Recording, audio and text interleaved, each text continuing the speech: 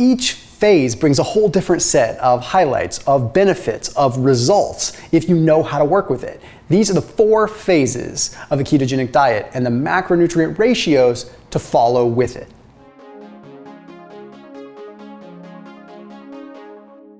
Doing a keto diet to really get optimal body composition results can be divided into 4 phases. And if you kind of rotate through these phases properly, ending up in maintenance, you can have some really good results. I'll outline it at a high level here really quick.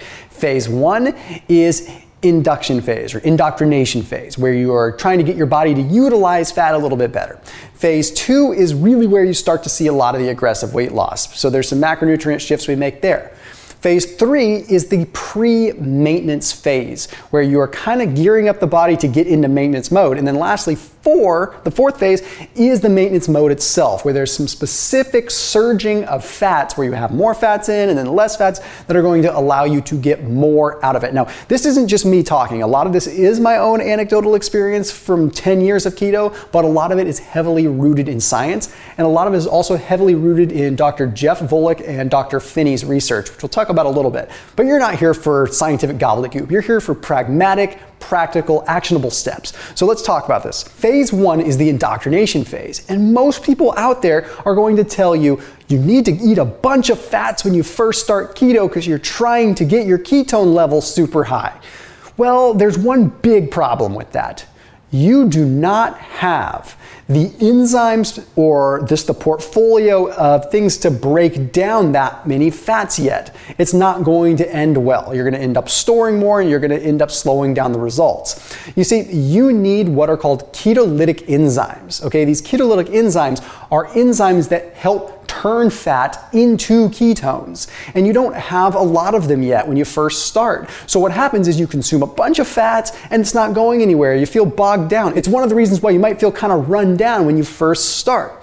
So what should it look like? Well, believe it or not, it should be lower fat in the beginning. I would recommend a macronutrient ratio about like this. I would say about 55% protein, 35% fat, and 10% carbs, mainly coming from fiber, and of that fiber, of which is soluble fiber for the most part. That seems really low on the fat side. Well, it kind of is, and I want you to do this for 4 weeks. But there's a bigger reason than just the enzymes and the ketolytic enzymes and stuff like that. It has to do with something super nerdy that's called PPAR-ALPHA. Okay, now I'll save you the gory details on this, but PPAR-ALPHA is like the beginning of all the successful stuff you want with keto. When PPAR-ALPHA is activated, it activates more fat mobilization, meaning more fat gets moved around. It activates more thermic effect from that fat, more thermic effect in terms of your body temperature being elevated and burning calories. It activates more lipid transporters, the vehicles that actually bring the fat into the cell. But guess what? PPAR-ALPHA only gets turned on when you are liberating your own fat out of the tissue into the bloodstream. It is a sensor. It senses when you're pulling fat from your tissue. If you have too much fat coming in from your diet, you are inhibiting that from happening.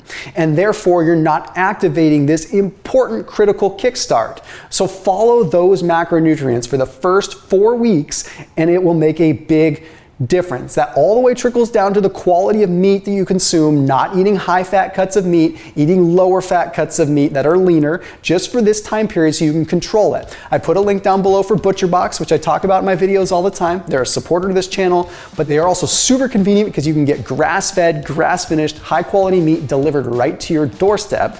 Don't have to go to the grocery store, don't have to deal with lines to get into the grocery store that we have to deal with these days, but also it's just economically, it just makes sense. You're not having to spend money to go to the grocery. It's just awesome because it's just well-rounded. It's perfect. One of my favorite things to do recently is if I'm traveling, if I'm going somewhere, I'll order a box ahead of time so that it shows up roughly during the time period that I'm there. But I also put myself on kind of a monthly thing. So it just shows up. It's just super convenient. Special links, special access for those of you watching my videos down below. So phase 2 is where we can increase our fat intake a little bit more. Okay, I would say not a ton more. I would say at this point you go do about 50% protein, about 40% fat and 10% carbs. So you're reducing protein a little bit and increasing fat because now you at least have the ability to utilize that fat a little bit better. But I still like most of your overall energy or your ratio as far as that's concerned coming from protein.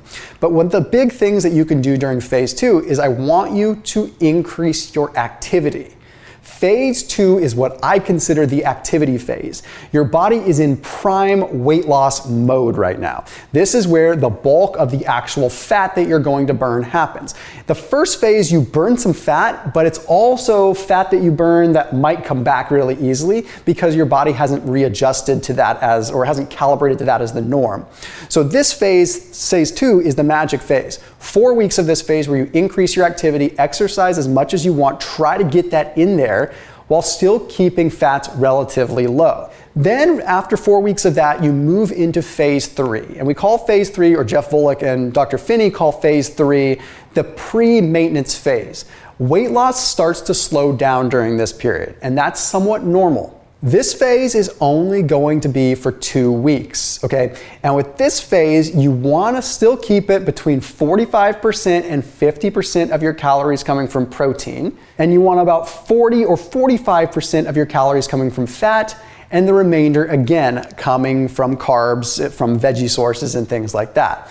Now, with this phase, you kind of go into a holding pattern. You're gonna notice that your weight loss starts to slow down. You've been 8 weeks on the ketogenic diet, but what's happening is your body's getting somewhat fat adapted and you're getting efficient at utilizing fat as a fuel source, so your body's not having to use as much now, so it's not having to just accelerate the liberation of it because now it knows how to pump the brakes and give you exactly how much you need at a given time.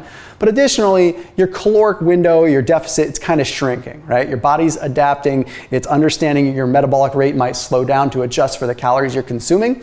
So one of the things that I would recommend during this phase, this is the time where you can reduce your calories a little bit while still keeping the ratio the same. So the previous 2 phases, you probably aren't going to adjust the calories too much. The pre-maintenance phase is your last ditch effort to get that little bit of weight off and reduce calories. It can range again from 2 weeks all the way to 10 weeks if you still feel like you need to lose weight, because you can progressively reduce calories. So phase 1 and phase 2, just to recap, don't really do a lot of caloric deficit there. Implement the ketogenic diet in the ratios that I told you, but don't really start having a caloric deficit come in until pre-maintenance. Pre-maintenance goes on until you really reach your maintenance phase or the weight that you're happy with. But you can move into phase 4 if you're comfortable with your eating style, even if you need to lose more weight. So what I mean by that is phase 4 isn't just for maintaining weight. Phase 4 is for, this is where I plan to be for a long time. So maybe you've gotten into the groove, you don't have a whole lot of weight to lose, and you just want to stick with something that's sustainable. Phase 4 is where you are okay to drop down protein if you want to. Personally, I think keeping protein levels relatively high is highly beneficial. And that's simply because protein has powerful satiating effects. Just protein itself takes 20% of the calories in the protein just to digest the protein. So that's like you're getting a fifth of what you're eating essentially for free because your body has to be able to use a fifth of that energy just to metabolize it. But if you wanted to, this would be the point in time where you could reduce protein. Why? Because the ketones have such a leucine sparing effect. And what that means is your ketones will help keep muscle on you even if you don't have a ton of protein coming in. You're also highly adapted to using fats at this point. So the more fat that you consume, the more energy it will probably equate to. Whereas prior in phase 1 and 2, if you had a bunch of fat, it wouldn't necessarily equate to energy because your body wouldn't have the enzyme portfolio to convert it to energy. Now it does. There's a really interesting study that was published in the Journal of Clinical Endocrinology and Metabolism that found lean individuals that would go on a 5-day sort of splurge of having high amounts of fat would ultimately end up increasing their PPAR-ALPHA levels. Now remember PPAR-ALPHA from phase 1? So what that means is if you need to sort of re-engage or reset and get those PPAR-ALPHA levels up again, during this maintenance phase, you can do periods of 5-day high fat, low protein, and it kickstarts that process again. So what I would typically recommend is maybe every other week go down to like 40% macros coming from protein, 50% coming from fat, and 10% coming from carb. And you do that every other week or every 3 weeks, where you just dramatically increase your fats for a little bit and drop your protein, and that can kind of kickstart that PPAR-alpha again. Now the fun thing is, it's been demonstrated to increase uncoupling protein. Okay, that means that it's going to, again, elevate that core body temperature. Uncoupling proteins are like the radiator heaters that you have in a college dorm room, right? Okay, old school heaters that they plug in and they dissipate energy from the electrical outlet as heat. Imagine that happening as far as fat's concerned. That's what's happening with uncoupling proteins. You have more of those, you have more radiators radiating heat, burning calories. That same study also indicated that it helps increase what's called pyruvate dehydrogenase. Okay, now that is something that's going to help you metabolize glucose. So let's say you have a cheat meal.